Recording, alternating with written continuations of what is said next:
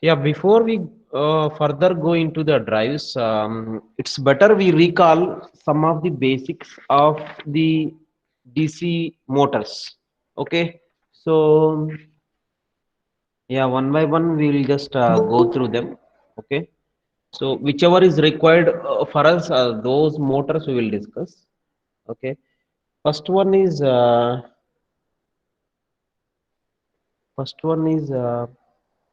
separately excited DC motor.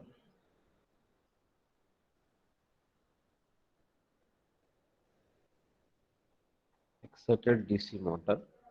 Okay, so you just see this now. Just recall that what is a separately excited DC motor. In the separately excited DC motor, the excitation is from a separate supply. Excitation in the sense, uh, this is your armature. This is your armature, and this is your field winding. Okay, so the connection, there won't be any connection between armature and the field. There won't be any connection between armature and the field is separately excited from the armature. So that kind of DC motor you call it as separately excited DC motor.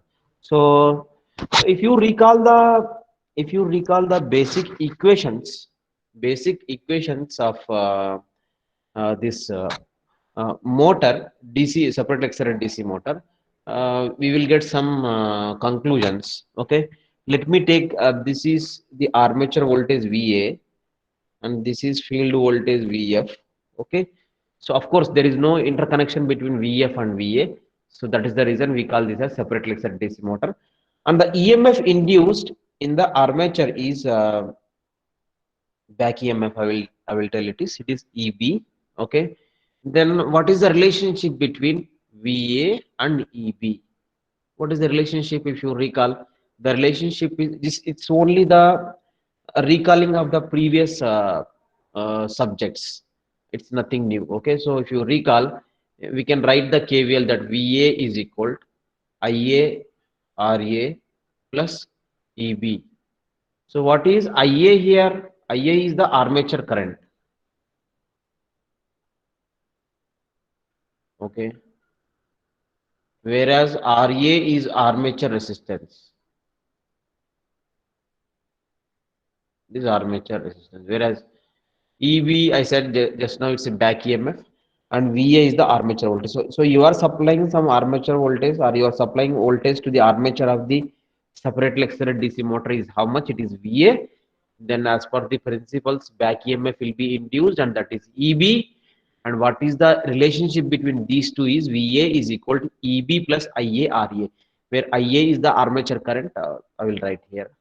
This is armature current IA, and you will get the equation VA is equal to EB plus IARE. Okay, and some more equations I would like to recall now is that you see now, see here.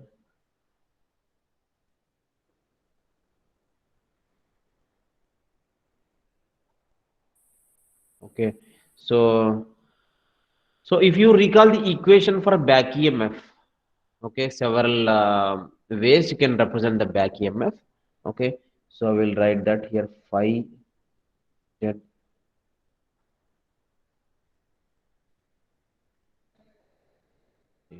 This is the equation for the back EMF of the DC motor. Phi is the flux, that's the flux from the excitation, that's field winding. Z is the number of conductors. N is the speed in RPM. P is the number of poles. A is the number of parallel paths. So these things I don't need to tell more.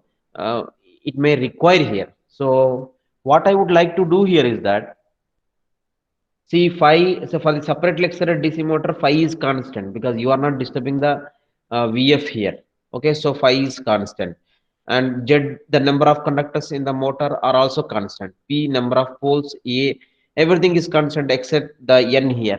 So I would like to represent this entire thing with a constant. So EB is equal, I will take one constant which has been using. Okay, so or we can do one more thing, that if there is a possibility, we will put only these are constant, so I would like to write that ZP by 60A into 5 into N. Okay. So, okay, this is one way to represent. Of course, in separately accelerated motor, a DC motor, phi is constant. But even though I would like to represent in some other way, that I will write this as KT phi, okay, into N. So, what is KT here from this equation? Okay, KT can be written as KT is equal uh, ZP by 60 into A. So this is the thing you must remember while we do some more simplifications in this. Okay, and I can write further this. I can write this further. So how can I write this further? Is that so if we got an equation EB is equal to KT into phi into N. Okay, so I want to represent this further. So see this now. So I can write. See, there is the relationship between omega, okay, omega and n. What is the relationship? 2 pi n by 60 is omega. Okay, so this is the relationship you will get. Then what is n from this?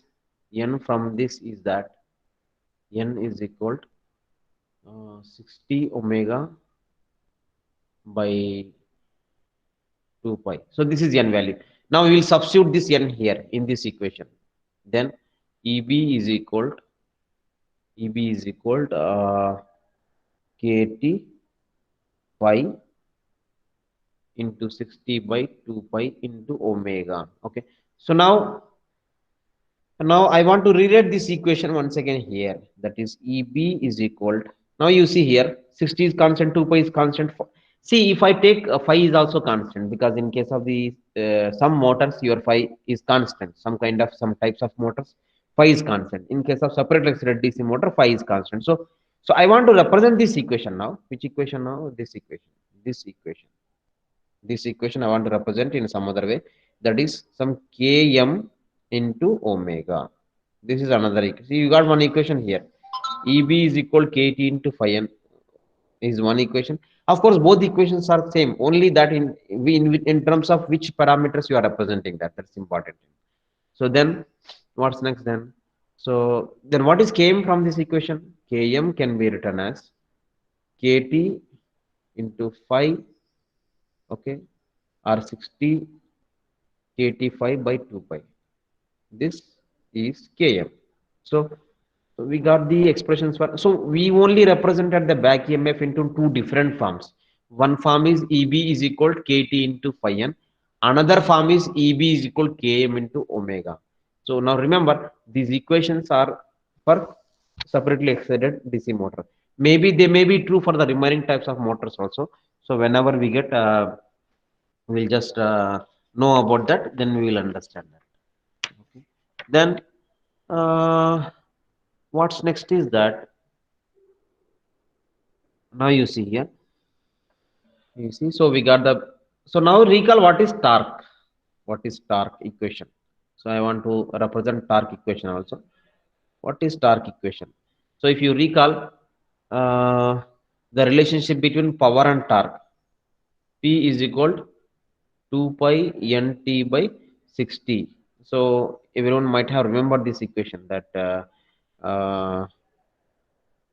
this P is equal to, so what is P? P is the power. So T is the torque production. N is the speed in RPM. So we will write this further equation. What is power? I can write power as the multiplication of the see how the torque is produced in the DC motor.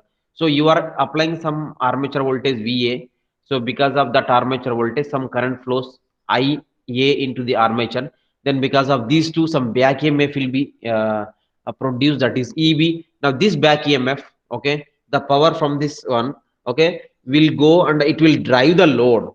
Okay, it will go and drive the load. So that one, that force or that torque, that one is called as torque, electromagnetic torque here. So how can I write that torque here, electromagnetic? So we got one equation, P is equal to 2 pi nt by 60. So now P I will write as EB into IA. Why I will write EB into IA? Please see this now. You just recall this equation. So IA is the current flowing into the armature. Okay, you can represent the armature also in some other way. Like I have seen, I have explained that already. That there is a resistance is there in series with the armature. That is also there here, RA. Okay, so this back EMF is there. So this back EMF. Okay, now this is the motor. So this armature is coupled somewhere. That I didn't draw. Now I'm going to draw that. This armature is coupled to some load, so mechanical load. ML. ML is the mechanical load. So this armature is connected to mechanical load. Then the product torque production in this armature will drive this mechanical load. So who is responsible for this torque now? The power in this is responsible. So what is the power in this? The power here is voltage. That is which voltage you will take here? Back EMF you will take. You don't take armature. You don't take the armature voltage because this is the entire armature voltage is not going to the armature. Okay, the terminal voltage which you are giving here VA is not totally going to the armature as back EMF. There is in between another term is there, that is the drop across the armature resistance is also there. So because of that, the voltage here which you will take is that EB is the voltage. So power is equal EB into IA. Okay, IA is the current flowing. So that is equal to 2 pi NT by 60. Okay, so we can write this further. So how we can write this further is that already we have represented EB in one particular form. In one particular form we have, what is that form? You recall that? So this is one form. This is one form. EB is equal to KT into phi n. This is one form. So we will use this form here. So if we use this form here, so it becomes KT into phi into n into I'm just writing EB from this equation. That is KT into phi n. So into IA. So that is equal to 2 pi n t by 60. Then how can I write this further? Yeah, how can I write this further? You see here. So this n will get cancelled. Let me simplify this. Here you have n, here you have another n. So both will get cancelled. Then what is t from this? T is equal, yeah, so kt into 5, kt into 5, or I will write here 60, 60 kt into 5 whole divided by 2 pi. Now you see here once again, 60 kt5 divided by 2 pi. Okay, so n will get that is equal torque. Now you multiply with armature current is also there. You should not forget that thing. So armature current IA. Okay, this is the equation you got for the torque. Now this equation we can simplify further, because why I'm saying is that what is Km from this equation? You see the Km. This is Km. You see the Km here. Km is 60 kt5 by 2 pi. So the same thing is here. So then I can write it as like this. T is equal to some Km into IA.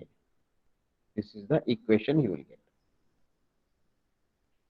See, this is possible when you consider the flux is constant. So this is the equation between the torque and the current. This is the equation between the torque and current. So if I want to draw the relation, if I want to draw the graph between torque and current, if I want to draw the graph between torque and current, this is IA I will take, whereas this is T. What is the equation you got? T is equal to Km into IA. Km is a constant. Okay, because why it's constant? You see the terms there in place of the Km. So you will find out everything is constant there, because this is a separate lecture DC motor. Phi is also constant. So you get the relationship between torque and current is torque is directly proportional to the current. So if torque is directly proportional to the current, which type of graph you will get here? You will get a graph, a straight line passing through origin. So this is the relationship between torque and current in the separately excited DC motor. Okay, now we'll go further. Okay, so where is that equation? We will recall this equation here once again. Okay, so this is one graph we require. See, all these graphs we require to understand this DC drives. Okay, so now see that equation I will recall once again. VA is equal to EB plus IARE. This is the basic equation we have started with. From this equation, what is EB? EB is equal to VA minus IARE. This equation we got. Now, how can I write EB here? You just recall. EB can be written as in two ways. I told you already that one is that EB is equal KT into phi n, that is one form. The other form is EB is equal Km into omega. This is second form. So I would like to take the second form here. Okay. Then Km into omega is equal to VA minus IA RA. We got this equation. Once we got this equation, then let me simplify this. Then what is omega from this equation? From this equation, what is omega? Omega is equal to VA by Km minus VA by Km minus IA RA by Km. This we got. Then we will further simplify this. Omega is equal. Okay, so how can I write this?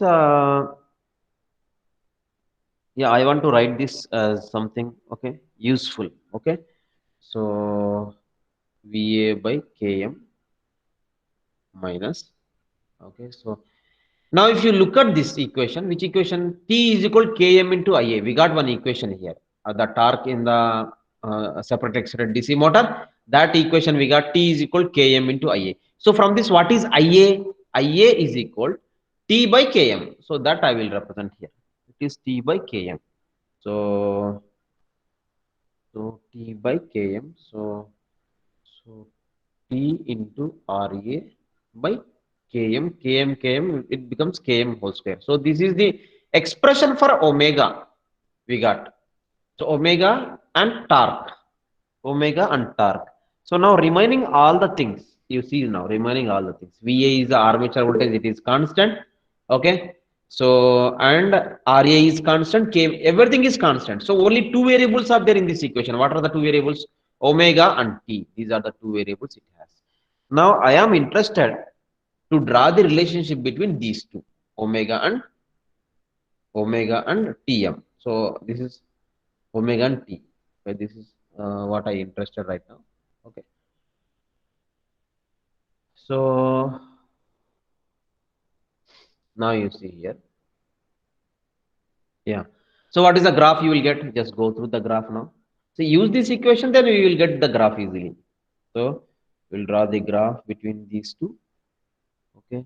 So here I will take omega on y-axis and t on x-axis. Then what is the graph you will get here?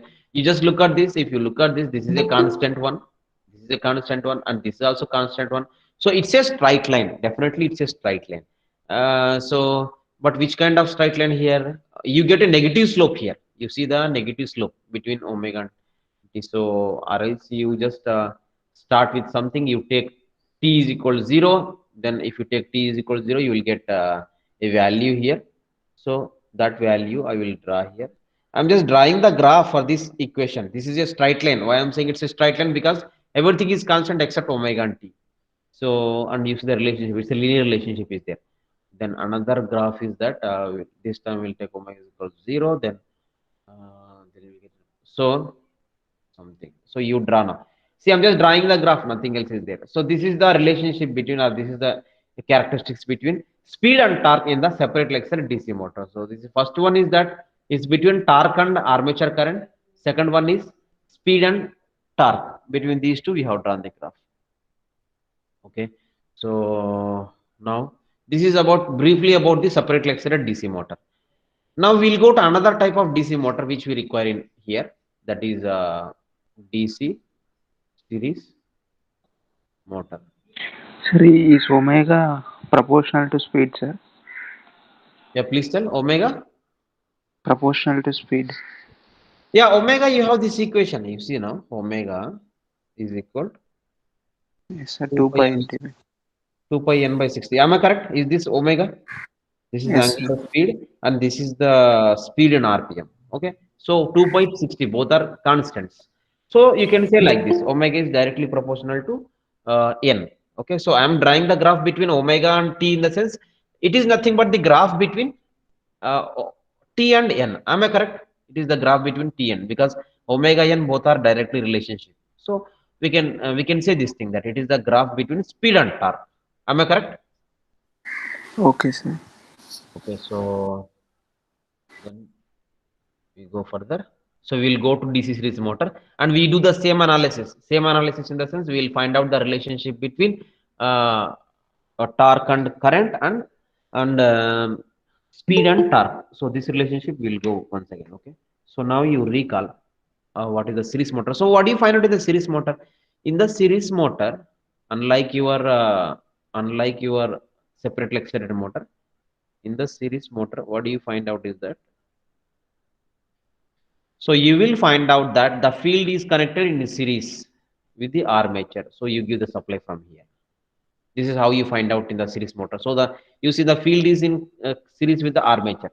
This is the connection. So if in that case, once again, this is the armature voltage VA and this is EB back EMF. What is the relationship between armature voltage or the terminal voltage and the back EMF? So you will write that EB plus this time I will write as RA plus RF into IA. Why I am writing RA plus RF is that because this is the field winding whereas this is the armature winding. So both are in series. So it has the resistance of RF whereas it has the resistance of RA. As it is a series motor, both are connected in series. So the total resistance is RA plus RF and the current which is flowing here is IA. So simple KVL if you apply here, then you will get this equation. VA is equal to EB plus RA plus RF into IA. This is the equation you will get here. Okay. And then now what about the flux in this particular is the flux constant in this case of DC series motor? No, the flux is not constant. So this is the point you must keep in your mind. Why the flux is not constant? Because the flux depends upon the armature current, because the armature current as it is a series motor, the armature and field winding both are in series. So whatever the current flowing in the armature, in this case, in this particular picture, if you see whatever the current flowing in the armature, same current is flowing in the field winding. So as the armature current is IA, the field current is also IA. So the flux produced in this field winding or the flux in the DC motor, DC series motor, it depends on the current flowing in the field winding. Here the current flowing in the field winding is same as armature current. So I will write something like this, that phi is equal kf into ia. Okay, it means your phi flux depends on the armature current, whereas kf is a constant, so you can derive that constant. Okay, so we can say this thing that flux is directly proportional to ia and kf is the proportionality constant between phi and ia. This is another equation. And then we'll go further now. So what we do is now we will recall the torque equation which we got here. What is the torque equation we got here?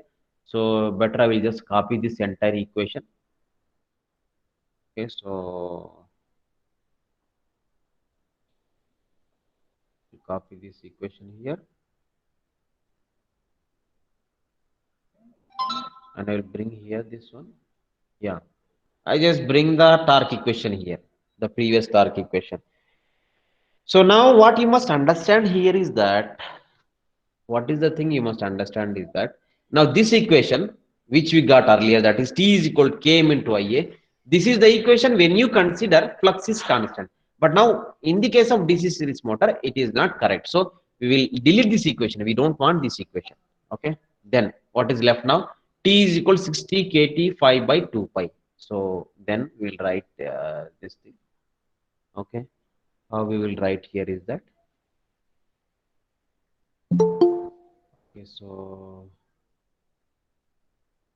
that is equal to, now you see here, so phi, now this time phi has a proportionality constant because phi is depends upon ia. So I will write this phi in this particular equation. Then 60 into kt into kf into ia by 2 pi into ia. So now you see here, now all these are constants. Please see this now. 60 kt is a constant, kf is constant, 2 pi is constant. Only ia into ia is left here. So torque is equal to this. So then torque equation is equal. Okay. So yeah, I will represent this as some other name we can give. So I will let ks. It's for convenient purpose, nothing else. So then ia square. So this is the expression or this is the relationship we got between between torque and current. between torque and current. This is the expression we got. Okay, so this is the expression. So T is equal to Ks into Is square, where Ks is the constant. So with this equation, if we draw the graph between the current and the torque, like how we did in case of the separately accelerated DC motor, okay, so T we will take here, then Ia we will take here. Then what is the equation you will get if I draw the graph? Now this time it's not a direct, it's not a linear relationship between torque and current. So no, you see now T is proportional to Ia square. T is proportional to Ia square. Okay, so then in that case, what is the graph you will get here? So you will get a parabolic graph, something like this. I will draw. Uh, okay, I am not sure whether we call that as a parabolic graph or a hyperbolic graph. But only thing which we know here is that, yeah, you different values of Ia you take, then you draw the values of T, then I'm sure that you will get a graph something like this. Is the relationship between torque and current in case of the DC series motor. Okay, then we'll go further. So we would like to know the relationship between speed and torque in case of the DC series motor also, that also we are going to derive now. So to do that, once again we require this equation. Which equation we require is that, yeah, omega. So okay, anyhow I will do that once again. There is no problem in that. So what is that equation is that, once again we'll start with this. Va is equal to Eb plus Ia Ra. We have this now, this time Ia into Ra plus Rf, that's important. Okay, and then what is Eb from this? Eb is equal to Va minus Ia into Ra plus Rf. This equation we got. And then what's next is that, how can I write Eb here? That's the question. How can I write Eb here? So Eb, okay, we recall the Eb here. Okay, it's better we recall the Eb. So you have two kinds of equations for Eb. So which one here is that? Yeah, one is Eb is equal to Km into omega. That is when you think phi is constant. When you think phi is constant. But now this time phi is not constant. You know this thing very well. So then we have another equation, that is Kt into phi into n. That equation will bring here. So Kt into phi into n. This is Eb. So that is equal to Va minus Ia into Ra plus Rf. Yeah, then once we got this equation, then we have another thing. So what is phi from this? We just recall, because in case of DC series motor, we got another equation for phi, that is phi is equal to Kf into Ia. So this entire mathematics is there, nothing else is here left. Okay, only thing is that you have to substitute all the equations. That is equal to Va minus Ia Ra plus Rf.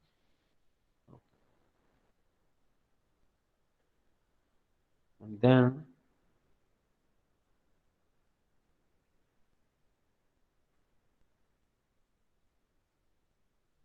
okay, we will do one thing. Okay, what we are going to do is that we will put n this side, then we will send the everything on the right hand side. Then it becomes Va by Kt Kf into Ia minus Ra plus Rf by see Ia will get cancelled. So Kt into Kf. We got this equation. And then we got one important equation in case of the torque. What is that? T is equal to Ks into Ia square. So we substitute that here. Then N is equal to Va by, okay. So what you will get here is that Ia is equal to square root of T by Ks. So square root of T by Ks. So this Ks will come here divided by Kt Kf square root of T. minus RA plus RF by KT KF. Okay, then N is equal, we can simplify this further. Okay, so what is Ks we have taken here? What is Ks we have taken? So Ks is that something we have taken here. Ks I will write here. This one is Ks. So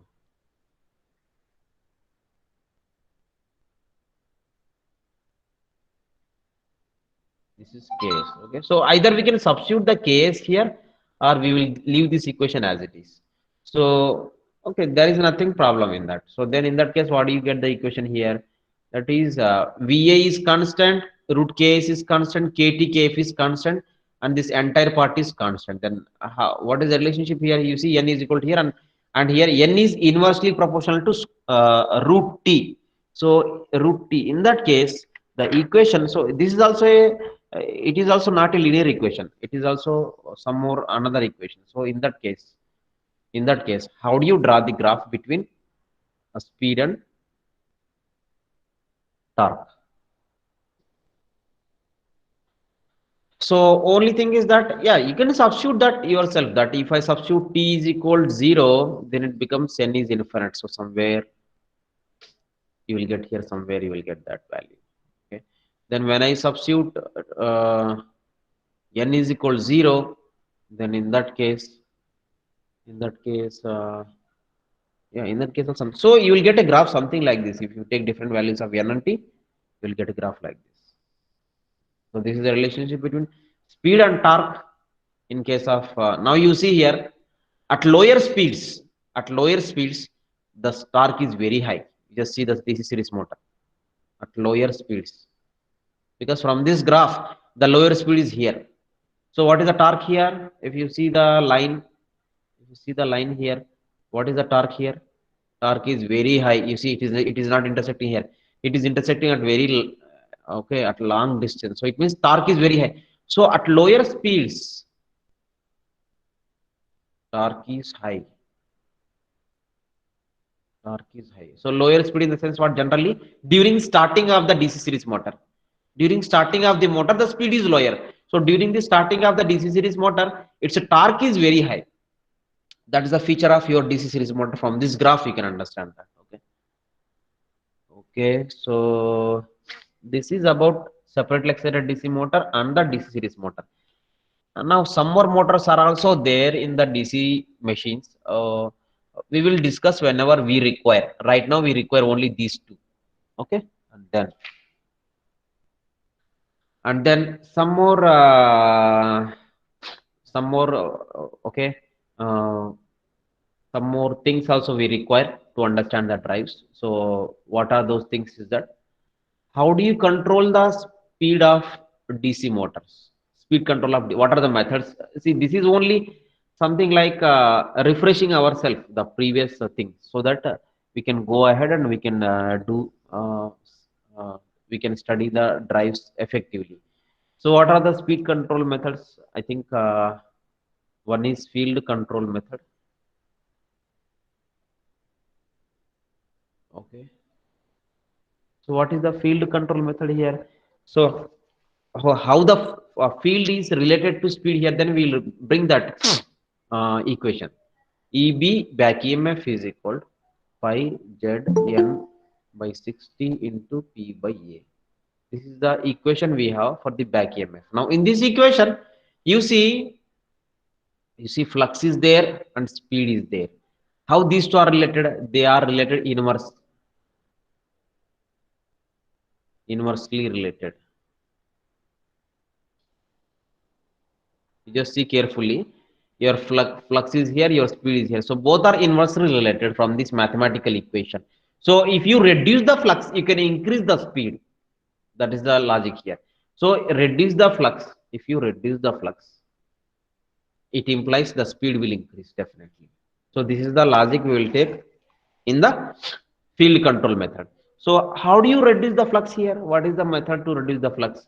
See, to reduce the flux here, okay, say for example, for example, let me take separately excited motor. Once again, separately excited motor is there.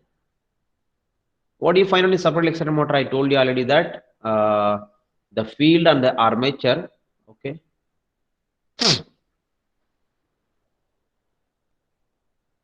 So the field is the field, and this is the armature. Okay, both are from different supplies. So it's very simple that so your field is there, your armature is here. So controlling the flux from this field winding can control the speed here from this mathematical equation, and both are inverse relationship. Uh, how do you control the flux here? So how do you control the flux here, or how do you control the field here? So you, if you have, let me bring this side here. This is the field winding. So if I connect a rheostat Rheostat. here, yeah, if I connect a rheostat here, this is a flux. So then by varying the rheostat, so this is the uh, field voltage. By varying this rheostat RF, by varying this rheostat, then the current in this field winding varies. That is IF varies. So if the IF varies, the flux production also varies.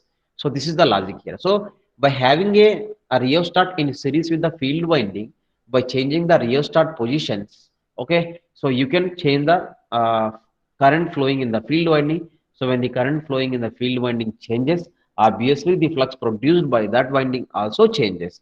So if the flux changes, the speed can be changed. So this is the logic behind. Okay, in case of the separately excited motor. But in case of series motor, what is the problem? What is the difficulty is that series winding is in series with the armature. Okay, armature windings or armature it is. So this is VA. So in that case, how do you vary the flux here? That is the question. So to vary the flux, okay, several methods are there. Okay, several methods are there. One method is that field diverter. Okay, so field diverter in the sense, what do you do is that you connect a rheostat here and you vary the rheostat. So when you vary the rheostat, then the current which is coming here definitely will take two paths. One path is through the field winding, the other path is through the rheostat. So when I vary the rheostat, obviously the current here and the current here both varies when I vary the rheostat position here. When I vary the position of the rheostat, the current in rheostat and the current in field both will vary. It means somehow you are varying the current in the field winding with this field diverter. So in that case, what do you find out is that in that case, the flux developed by this field winding also varies because the current in the field winding varies. So as the flux varies, the speed varies. That's the logic here. So that's using the field diverter. There is another one is armature diverter. So armature diverter in the sense, what you do is that. So once again, I will redraw this picture. Armature. So this time you connect the rheostat here in parallel with the armature. So you vary this. So you vary the rheostat position here. So obviously the current here changes. So the current here changes. So the field winding current in the field winding also changes. So the flux developed by it also changes. So the speed changes. So this is the armature diverter. So diverter is nothing but you connect a rheostat. Okay, that's a diverter. So you are diverting the current to another branch. So that is the name you got the diverter here. So another one is that tapped field control. So tapped field control in the sense, see here, this is the field winding. So you connect the tappings here. So tappings in the sense something like this. I will show you here. Just show you here. Okay, so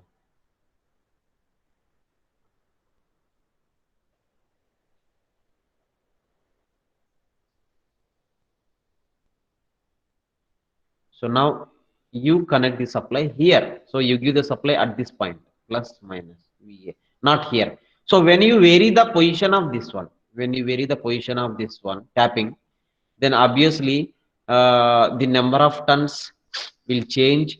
Okay, so the some things will change here. So when some things changes here, the current also can change, so the flux will vary. So this is called tapped field current, field control. So you vary the number of tons in the field winding, or you have some tappings, just like your center tap transformer, or just like your auto transformer, where you there is some tappings are there. So likewise here also, you do the tapping, you must have the tapping, then in that case it changes. There is another method, that is paralleling. Okay, so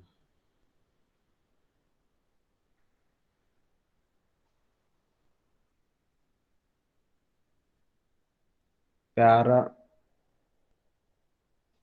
paralleling field coils. So now paralleling field coils, in the sense, see the field windings. If you go through exactly what is this field winding, it's a magnetic circuit. It's a magnetic circuit, and there is a magnetic core is there. So you have some coils like this. So now paralleling field coils, in the sense, these coils, what you do is that instead of having only one single large coil, you will have more number of small coils, and either you connect them in series or you connect them in parallel. Here in this case, you connect them in parallel.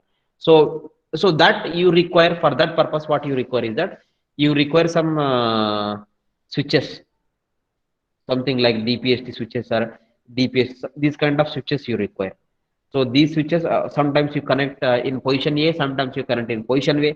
So when you change the positions of the switches, obviously some coils will come in parallel. So when they come in parallel, obviously the flux developed also changes. So you see here, entire thing is that you are changing the flux so that the speed will change. So that's the thing. So what is the important thing? One parameter you must keep in your mind here in this, in case of the field control, is that, see, you can control the speed of the motor only above base speed. Why above base speed is that? You see here, flux is inversely related to speed. This you understand. Okay. Now you reduce the flux. When you reduce the flux, obviously the speed increases. So, and one more thing, why can't you increase the flux here? That is one more question you. So if you increase the flux, the speed may decrease. But what is the problem if you increase the flux is that it may go into saturation. Saturation. So field control method, only way it is left for you is that you reduce the flux. You cannot increase the flux. Of course, you can increase, but the problem you will face is that the magnetic circuit may enter into saturation. So if it enter into saturation, then all the problems once again will get repeated. So you won't go for that option, that increasing the flux. So you only have option is that decreasing the flux. So when you decrease the flux, obviously the speed increases. So you always increase the speed in case of the field control. That's the reason that I said that you control above base speed. Okay. So now you have another method, that is armature control or armature voltage control. So this time what you do is that this time, now like we have seen in case of the field control, that you have a rheostat, you have a rheostat. Okay, so that rheostat, this time you connect. Okay, for example, if it is separately excited motor, then it looks like this. So this time you connect the rheostat in series with the armature. In series with the armature you connect. Okay, so by varying this one, the voltage which is going to the armature of the DC motor will vary. So if the voltage varies, or so back EMF will vary, obviously. If the voltage which you are supplying here is varying, back EMF varies. If the back EMF varies, the speed varies. Why? Because back EMF, you see yourself now. Okay, back EMF and speed has a relationship that I don't need to tell once again, that EB is proportional to speed. Okay, so by changing EB, how you are changing EB? You are changing EB by changing the position of the rheostat here, which is connected in series with the armature. So change this value. So when you connect here, Obviously, see, when you don't have the rheostat, the total voltage will be applied across this. It means, for example, it is 200 volts is there. It requires 200 volts. Then if you connect the circuit without the rheostat, so total 200 volts will go. So the maximum value of EB will be there. But when you connect a rheostat, now you change the position of rheostat, then obviously the voltage which is going to the armature is always less than 200 volts. Why it is always less than? Because you connect a rheostat, definitely rheostat will it definitely will take some voltage. At minimum, it may take 0 volt, but other than 0 volt, it will take 1 volt, 2 volt, 10 volts, 50 volts. So whatever may be the voltage it takes, the remaining voltage only goes to your armature. It means the voltage which is going to the armature is always less than the total terminal voltage. So when it is always less than, then EB is always less than its actual value. So the speed is also always less than its base value. So speed is less than base value. So it means, what do you understand from this now? You understand from this is that the speed control in the armature voltage control method is always below base speed. Below base speed. This you must understand. So this is the armature voltage control method. Okay. So yeah, this is in case of separate lecture DC motor. This is in case of separate lecture DC motor. What about the series motor now? So even in case of the series motor also, same thing, no problem. That even in case of the series motor also, you can have this facility that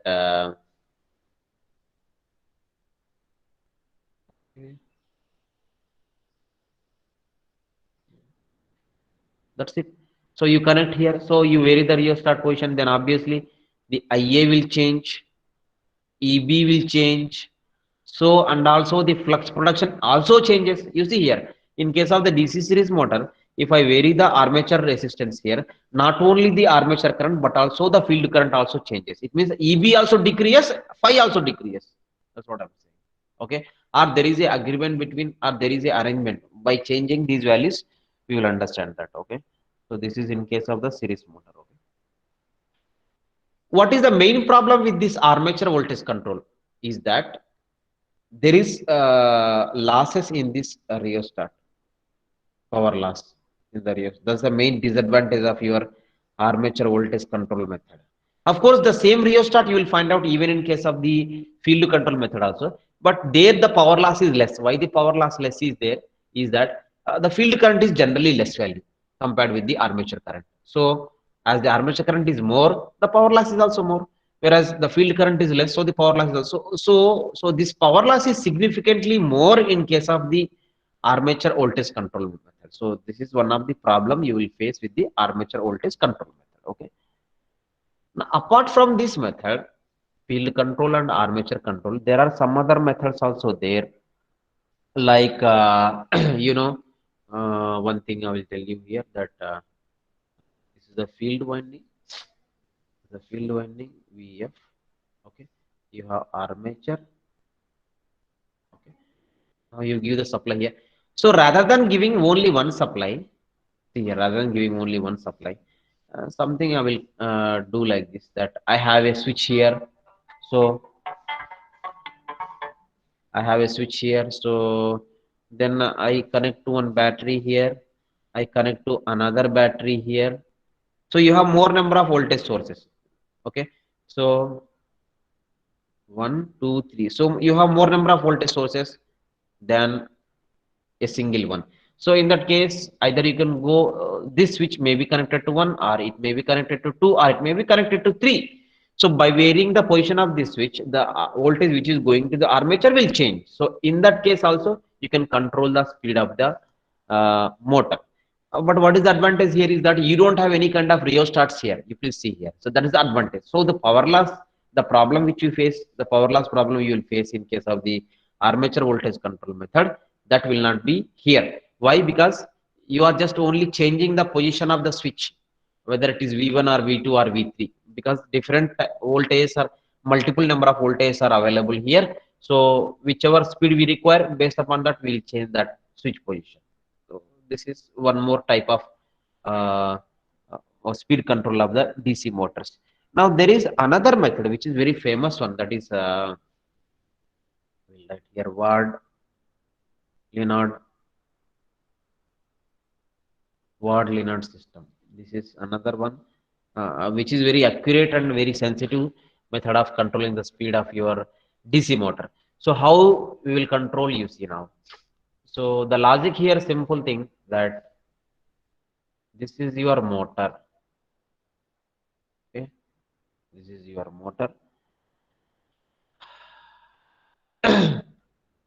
This is your motor to which, for which you want to control the speed. So this is its field winding. Okay, so the field winding you are getting one supply here.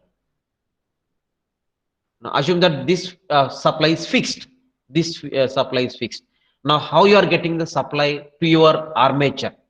That, so you are getting the supply to the armature of. So this is the, see, this is the motor to which you have to control the speed. Motor. I will write it as main motor. Why I'm calling it as a main motor is that you have some more motors in this particular method. Okay, so that one we are going to find out now. Okay, so for this motor you have to control the speed. So this motor has a field winding and its voltage is fixed. Okay, say for example, then the supply which is coming to this motor, to the armature, it is coming from a generator. Once again, it is coming from a generator.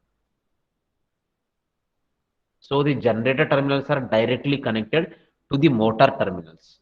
This is one important thing. And another thing is that one more problem you will face here, that so this generator is also, so this is also this generator. So this generator is also having a field winding. Obviously, this generator is having a field winding. Okay, so that one is coming from some other supply. We will see that from where. So this is the field winding of this generator. Okay, now, so what a generator requires? Generator requires a mechanical energy once again. So how you are getting the mechanical energy is that you are getting the mechanical energy from another kind of motor. So that motor I will draw here. This is another motor. I will let it as M2. So here you have two motors. It's very important. So that motor shaft is coupled to the shaft of the generator. So the mechanical energy,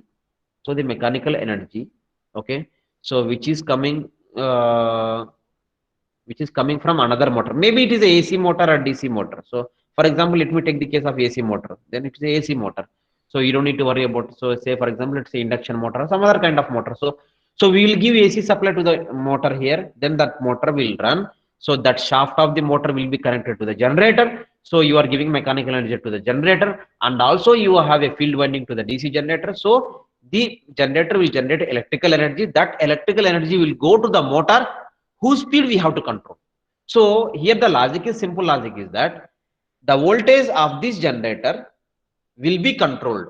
So if we control the voltage of this generator, it means you are controlling the voltage to your motor, because both are connected in parallel. You see this now here. So the voltage which is there from the generator, that voltage is going to the motor. So I want to control the speed of this motor, main motor. Then I want to change the voltage of this motor, because by changing the voltage to the coming to the armature of the motor, it can control the speed, or it can change the speed of the motor. So how I am controlling this voltage here? The voltage which is coming to the motor, as it is coming from the generator. So we will control the voltage of the generator. So how do you control the voltage of the generator? By changing the excitation from its field. This is the field here. It's important. So by changing the field excitation here. So how can I change the field excitation here?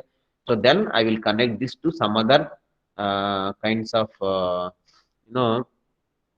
yeah, how do you control here? You will use the field control method here. Field control method, because you are controlling the field here. Or you have some other types of method. Or if you take electronics, you have a power converter. I can say power converter. I have a power converter. Something power converter here. Or I will say there are some phase control rectifiers are there in the power electronics. If you recall, phase control rectifiers. So using the phase control rectifiers, here we will connect the rectifier here. So the supply which is coming to the field changes. If the supply which is coming to the field changes, then obviously we know very well that in a generator, by changing the excitation, we can vary or we can change the output voltage of the generator. So the output voltage of the generator changes, so that output voltage goes to the motor as input voltage, so the input voltage changes, so the speed of the motor changes. So now what are the advantages of this method is that one thing is that the efficiency is better compared comparatively. Second thing is that you can control the speed of the motor accurately in the sense even a small variation also you can get in this type of method. The previous methods, the problem is that there is a power loss is there. There's a huge power loss is there, so the efficiency of the system is poor. This is the problem.